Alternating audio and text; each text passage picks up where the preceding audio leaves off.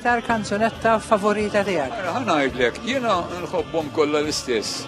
Però s-suċċess li għamlet Viva Malta bil-lingwa Maltija tindaq mad-dinja kollha. Sa ilu ftit wanka ġallura ħarġet ta' issa. Allura bil-forsi tibqa' tħossa lilha u avolja mbagħad l-oħrajn. Ħobbuhom in-nies jitolbuhom liż-żgħar. Imma dik li għamlet jisa għamlet miraklu bil-lingwa Malti jew daqqet mad-dinja kollha hekk. Freddy Portelli, kantant leġġenda, dis-sena l-album bl-aqwa suċċessi tiegħu, mhux inklużi kollox kif qalli hu ma joqogħdux. Għadu għaddej kif qalilna sparat, għala u 81 sena xahar li għadda. Min hemm wara Freddy Portelli?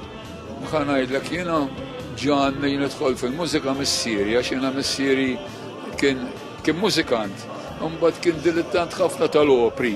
Niftakru meta kien ikun hemm xi opera fuq ir-radio, fuq ir-Radio Fusion u joqgħod ifhem għall-ommi kien jitlalu ġismu xewk, però mbagħad il-pop music kien ħobba.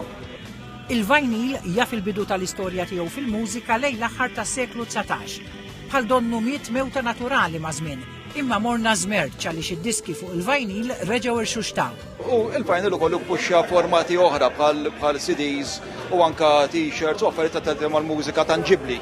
Fejn qabel ftit snin ilu nisridu l-affarijiet fuq digital format illum raġgħet jaqbad il-format l-antik, il-format tradizzjonali biex ngħidu. Jien album skrix 22 album ta' biss għandi wieħed triple album kollu bl-Ingliż. Kbar u żgħar ħadu l-okkażjoni jiltaqgħu mar-re tal-pop ta' Malta waqt li ffirma u tkellem magħhom dwar il-karriera tiegħu u dwar il-kanzunetti tiegħu li bħal donnhom huma bħall-inbit. Iktar ma jgħaddi żmien minn fuqhom, iktar toħroġ iż-sbuħija tagħhom.